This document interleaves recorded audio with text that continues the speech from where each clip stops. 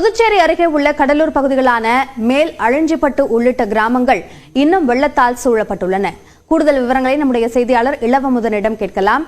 இளவமுதன், பாண்டிச்சேரியினுடைய பிரதான பகுதிகளில் உடனடியாகவே வெள்ள நீர் வடிந்ததை பார்த்தோம். ஆனால் இந்த கிராமங்களில் இன்னும் வெள்ளம் வடியாமல் இருப்பதற்கு என்ன காரணம்?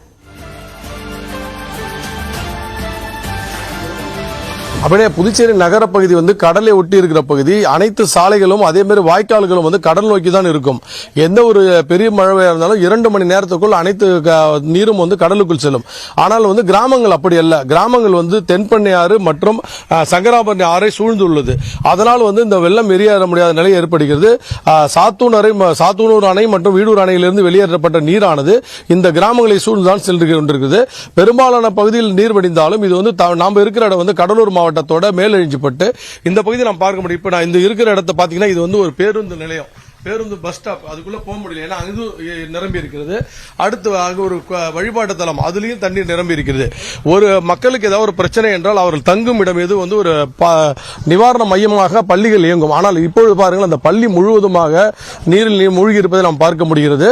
இந்த இடத்தில் தங்க வைக்க முடியாத காரணத்தால் தான் அவர்கள் அனைவரும் கோயிலுக்கு கொண்டு செல்லப்பட்டிருக்கார்கள். இது மட்டுமல்லாமல் விளை நிலங்களில் முழுமையாக தண்ணீர் தேங்கி இருக்கிறது.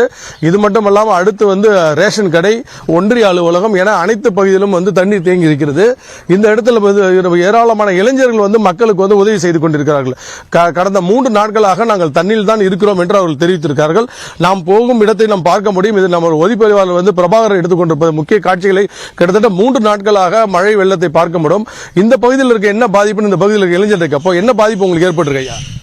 சார், இது மாதிரி மேலஞ்சிப்பட்டு கிராமம் சார். இங்க கடலூர் மாவட்டத்தில் 2 மணி நேரத்தில் இங்க தண்ணி எல்லாமே முழுகிடும், ஊரே முழுகிடும். இங்க இது வரைக்கும் கவர்மெண்ட்ல இருந்து யாருமே வரல.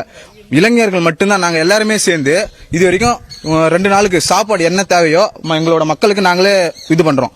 இது வரைக்கும் டீசல் கூட எதுவுமே பார்க்கல, யாருமே எதுவுமே பார்க்கல. நாங்களே அவசர தேவை, மருத்துவ தேவைன்னா என்ன பண்றீங்க? Arupadai Veedu Pondy GH Cuddalore GH sir. அந்த அறுபடை வீடுல மழை நீர் எல்லாம் வெளியே இருக்காங்க. ஒரு எமர்ஜென்சி கூட வெளில போகணும் சார். சுத்தி தண்ணி. இந்த பக்கம் பாத்தீங்கன்னா மலட்டாறு, இந்த பக்கம் பாத்தீங்கன்னா தென்பண்ணை ஆறு, பாகூர் ஏரி ஃபுல் நிறைய போய் சார். வெளில போறது ஒரு வாகன வசதி எதுவுமே கிடையாது. ஃபர்ஸ்ட் எய்ட் கூட எதுவும் வெளில போக முடியாது. நேற்று ஒரு 5 பேருக்கு அடிபட்டுச்சு, ஹாஸ்பிட்டல் கூட போக முடியாத சூழ்நிலை. சுத்தியும் தண்ணி, எந்த பக்கமும் போக முடியல. அதனால வீட்லயே இருக்காங்க, கை கால் உடச்சிச்சு, எல்லாம் வீட்லயே இருக்காங்க எல்லாருமே. அதாவது மருத்துவ தேவை, உணவு தேவை எதுவுமே கிடைக்காமல் இந்த பகுதி இருக்கிறது. கிட்டத்தட்ட அத்திப்பட்டு போல் காட்சி அளிக்கிறது இந்த மேல் அழிஞ்சிப்பட்டு. இதே போல்தான் பக்கத்தில் உள்ள கீழ் அழிஞ்சிப்பட்டும் நிலையே இருக்கிறது. கிட்டத்தட்ட 3 நாட்களாக நாங்கள் நீரில் தான் மூழ்கி கொண்டிருக்கிறோம் என்று இந்த மக்களோட அச்சத்தை நாம் பார்க்க முடிகிறது. இதற்கு முக்கிய காரணம் என்னவென்றால், இந்த பக்கம் போகும் மலட்டாறு ஒன்று, அதே போல பாகூர் ஏரி, இது 2க்கும் நடுவில் தான் இந்த ஊர் இருக்கிறது. அதனால் தான் இவ்வளவு பெரிய பாதிப்பை நம்ம 3 நாளுக்கு முழுதாலும் பார்க்க முடிகிறது.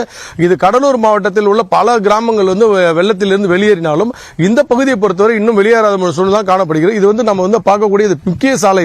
இந்த சாலை நம்ம ஏற்கனவே பார்க்க முடியும். எப்படி வாகனம் செல்வது, மீண்டும் வருகை என பெயர் பலகை அனைத்தும் எழுதப்பட்டிருக்க பகுதி இது. இந்த பக்கத்தில் உள்ள ஒரு சுடுகாடு, அப்புறம் விவசாய நிலம், விளை நிலங்கள் என அனைத்துமே நீரில் தான் மூழ்கி இருக்கிறது. அபிநயா, அங்க இருக்கக்கூடிய அந்த வெள்ள நீர் என்பது 2-3 நாட்கள் ஆகியும் மழை நின்று இவ்வளவு நாட்கள் ஆகியும் வடியாமல் இருக்கிறது. உடனடியாக நடவடிக்கை எடுக்க வேண்டியது அவசிய தேவையாக இருக்கிறது. கள விவரங்களுக்கு நன்றி இளவமுதன்.